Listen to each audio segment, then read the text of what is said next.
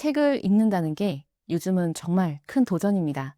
회사에서 쏟아지는 일들 처리하고 퇴근하면 집안일에 뭐해, 하루 끝나면 체력은 이미 바닥나 있죠. 심지어 시간을 쪼개서 어렵게 책을 읽어도 다음 날이면 하나도 남아있지 않은 느낌? 이게 더 큰 문제예요. 저도 그랬습니다.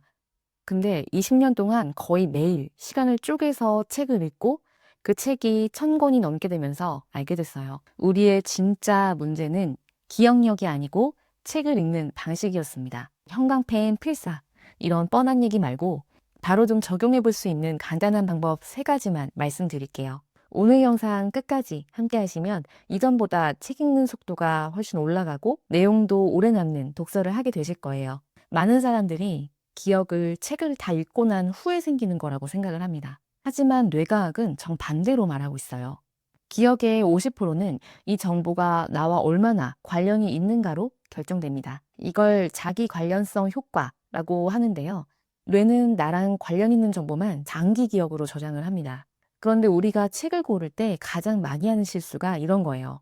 남이 추천해서 다들 읽는다고 해서 왠지 좀 있어 보이는 것 같아서 베스트셀러니까 이렇게 타인의 기준으로 고른 책은 뇌의 입장에서는 내 정보가 아니에요.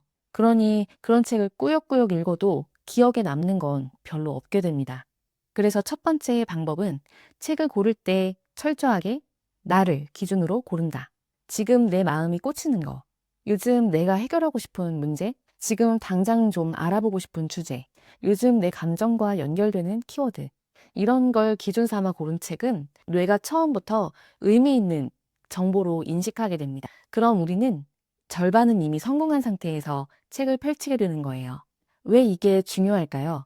잘 생각해 보시면 우리가 일상에서 진짜 나를 위해 선택하는 순간이 의외로 별로 없어요. 오늘 점심시간에 메뉴, 내 생각이 없었는데 상사나 동료가 먹자고 해서 그냥 드신 분들 계시지 않나요? 회사 일정이나 가족 일정, 타인의 요구, 이렇게 우리 삶은 대부분 외부의 결정으로 움직입니다. 근데 책을 고르는 건 가장 손쉬우면서도 즉각적인 자기 결정입니다. 그래서 작은 선택이지만 내가 선택한 책을 읽는 순간 뇌는 훨씬 활성화되고 강하게 반응합니다. 그렇게 책을 고르는 순간부터 기억은 이미 시작됩니다. 두 번째로 소개해드릴 방법은 펜 끝을 따라가며 읽는 방법입니다. 책 읽을 때 집중이 안 되면 우린 정신 차려보면 눈만 책을 읽고 있어서 방금 읽은 몇 페이지도 기억이 안 나서 다시 앞으로 반복한 경험들 많으시죠? 이건 우리 의지가 약해서가 아니라 뇌가 원래 한 줄에 오래 머무는 걸 어려워하는 구조라고 해요. 읽다가 흐릿해지고 앞문장이랑 안 이어지고 또 핸드폰도 열어보고 생각이 딴 데로 샜다가 돌아오기도 하고 모든 게 주의력 분산 때문입니다.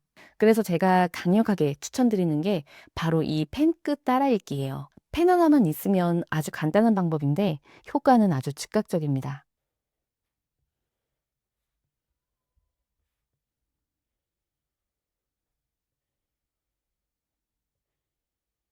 저는 그냥 이 방법이 막연히 좋다고만 생각했는데 뇌과학적으로도 그 이유가 있었더라고요.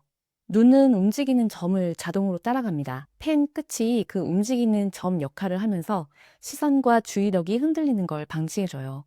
그리고 뇌의 해마는 기억을 담당하는 뇌 부위인데요.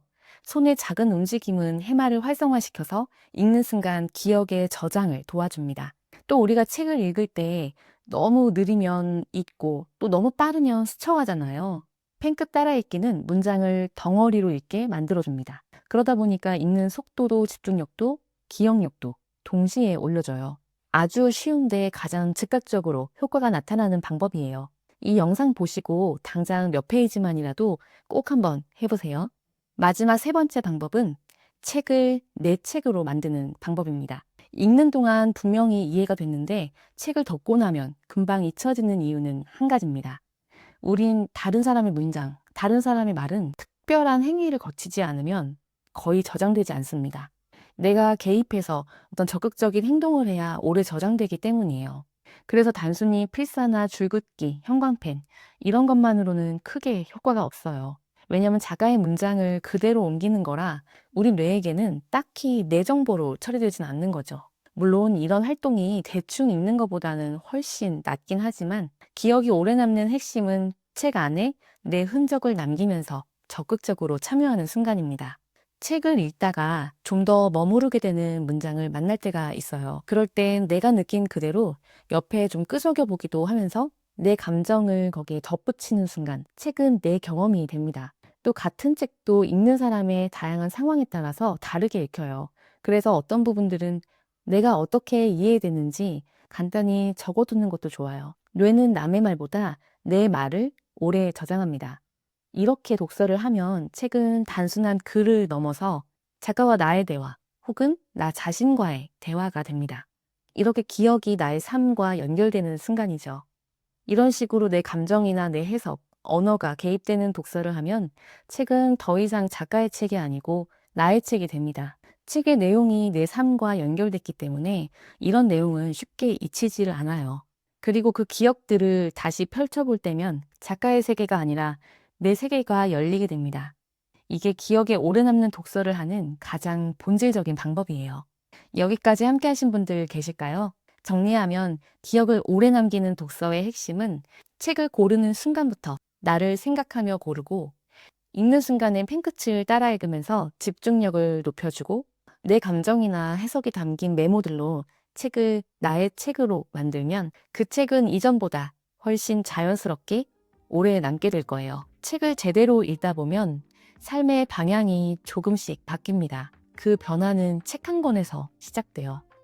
여러분만의 독서 방법이 있다면 댓글로 공유해주세요. 구독과 좋아요로 다시 만나요. 감사합니다.